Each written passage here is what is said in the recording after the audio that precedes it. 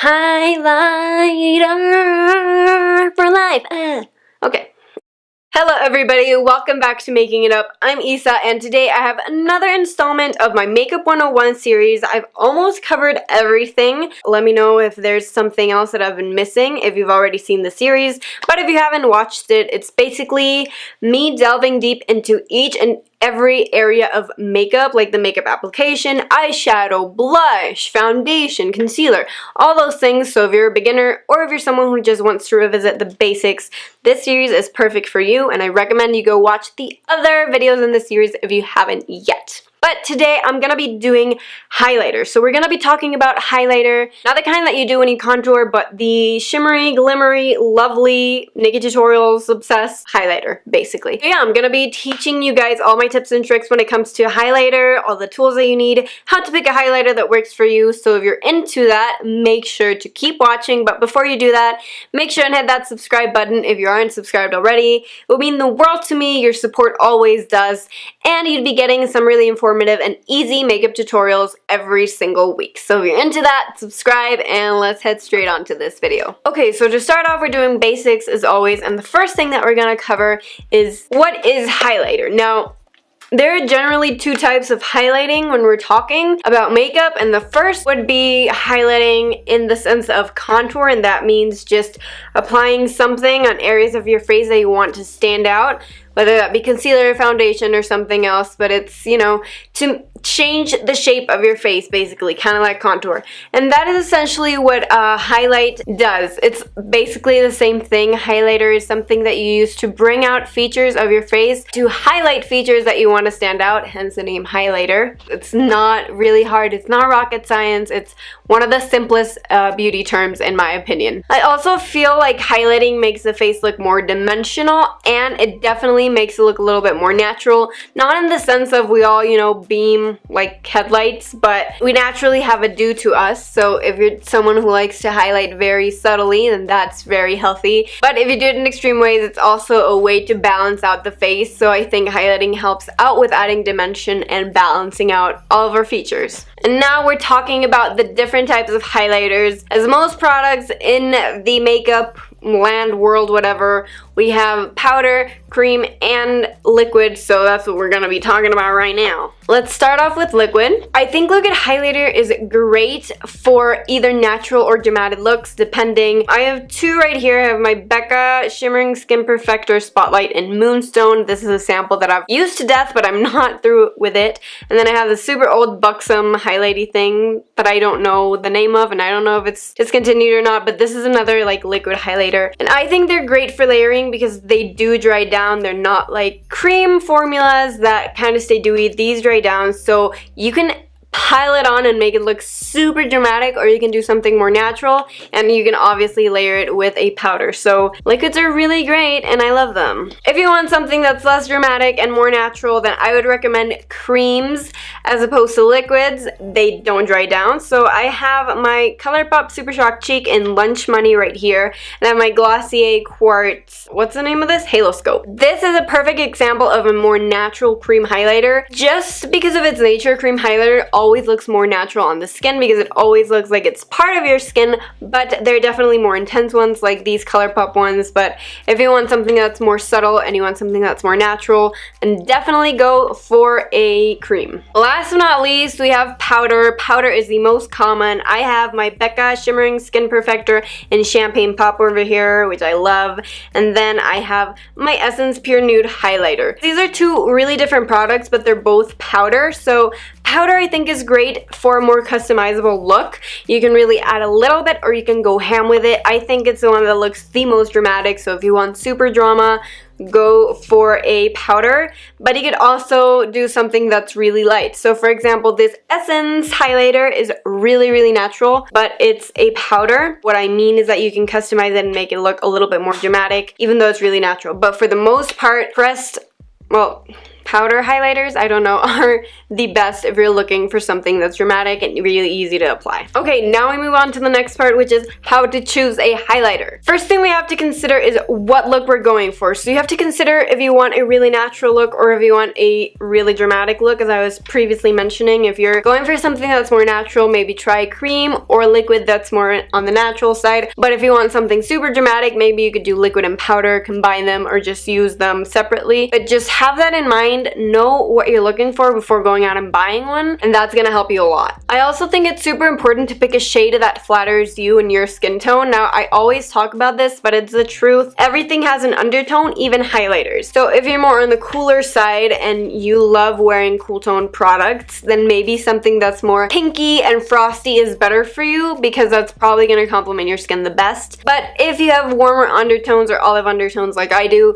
something that's more champagne or gold I think is better suited for your skin. And I think that's a really foolproof way to look your best, make your highlighter look the most natural and most cohesive with your skin. So be considerate of what your undertone is. And another great tip is to make sure that your highlighter is lighter than your skin. I see a lot of highlighters that are gold and they're beautiful, but the problem is I'm pretty fair. So if I go on and put gold on my cheeks, it's gonna look gold. It's not gonna diffuse with my skin tone. It's not gonna look natural because it's gold. So I'm gonna be looking like I have gold stripes on my skin. So that's not what you want. If you're really fair, go for something that's quite light, but at the same time, if you're of a darker complexion, go for something that's a little bit warmer and richer in color, because it's gonna help you out and make you not look ashy. One last thing I really want to touch on before we move on to tools is that there are a lot of highlighters that are really glittery, and I would tend to stay away from those because glitter is just not natural and it doesn't look natural on the skin.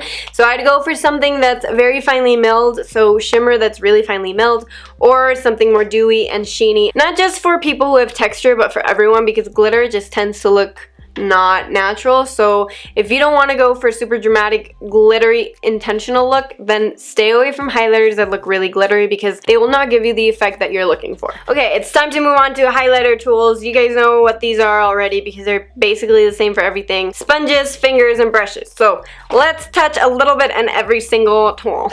So fingers, you guys know they're free. They're amazing for application, especially on the skin, because they tend to melt the product better into the skin. So I think fingers are great, like the best for cream, because they really help disperse the product and blend it well into the skin. And I also think they're really good for liquid because they really help melt that into the skin, but I think they work best for cream. So yeah, cream and liquid, you can use your fingers. Powder, not so much. I don't think it would be the best. It wouldn't be the easiest, that's for sure. Then we have sponges. Of course, I have a big one and a small one, because I think when you're working with highlighter, you definitely could use a big sponge that's really dirty, by the way, but a small one works as well, because if you're applying it to your cheekbones or to your nose, everywhere you highlight, it's a little tinier, so it's a little bit easier. So yeah, I think sponges work best for liquids because they do absorb product, but they won't absorb it all, and they will leave a beautiful finish on the skin. They will blend out seamlessly, and I think they will look amazing. You could also use these for cream, but I find that cream applies better with fingers because sponges tend to absorb the product a little bit more, and they just pick it up when it's applying it. So if you're going for liquid highlight, go for a sponge. We are moving on to brushes. I think brushes work best with a powder. They could also work with a liquid or a cream, but I just feel like it will be a little bit streaky, so powder, they work amazing for that. And I want to touch a little bit on a few different types of brushes that we have here. I would recommend using something small and kind of like a blendy brush. This one's my favorite one. It's the Morphe M510, and this is a little bit dense. It's kind of like a huge blending brush, and it's the perfect size for my cheekbones. You could also use something that's a lot denser. This is a Real Techniques brush that the name is rubbed off. You could also use this for applying this precisely. It's a little bit big for me, but if you have a bigger face and you're on a budget, then this is best. And now I want to touch a little bit on the fan brush. Fan brushes, not a fan of them. See what I did there? But yeah, I'm not a fan of these. Everyone used to love them for highlighting and highlighting the nose and everything, but I just feel like they're a little bit messy. When I apply it, it just goes everywhere. Particles go everywhere, so I'm not a fan of this. But if you are, you could also apply your powder highlight with this. Before we apply anything, it's important to know where we're gonna be placing the highlighter. First things first, a good rule of thumb is applying highlighter wherever you want areas of your face to stand out. So that's the concept you want to learn, just making things stand out. What do you want to make stand out in your face? Do you understand me? I feel like I don't understand myself. But yeah, just think about the areas that you want to highlight, that you want to make stand out. My favorite areas are definitely the cheekbones. I like the brow bone, bridge of the nose, and the cupid's bow. I really like how it looks, and I feel like it really definitely makes my cheekbones stand out. It looks really nice on my nose. I really like how it lifts my brow, and it kind of highlights my cupid's bow to make my lips look slightly bigger. But there are people who also love applying this to the center of the forehead, the temples, and the chin. Now, I don't like to do that because it makes me look greasy. I have an oilier skin type, but people who are dry love doing that, and I think it works for them because they're dry. So you could also apply this to the forehead area and the chin if you want to look a little bit dewier or make those areas stand out. I think you just need to experiment with your face and find what looks best for you. Just look at your face, analyze it, and find out what works. If you have a lot of texture in one area, try to avoid that area. Even if you love highlighter, or maybe go for a highlighter that's more subtle so that it doesn't bring a lot of attention to that. It's time to apply things to our face. So on the one side, I'm gonna be doing a liquid, and the other side I'm gonna be doing a cream,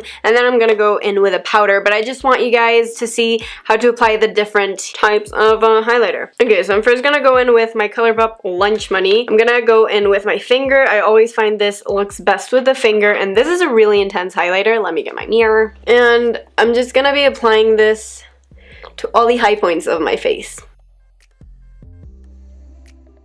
And as you can see, my makeup just looks complete now on this side. Do you see that? Now I'm going to be applying some liquid to the other side. I'm going to go in with my Becca Moonstone thing, and I'm going to be applying this with a sponge just so you guys can see how easy that is. And again, just applying it to the high points of the face. Whenever I'm applying my highlighter, I don't like to take it past my, what is this called? Past this part of your eye so that it doesn't look too closed in and it doesn't accentuate the pores over here. Just keep it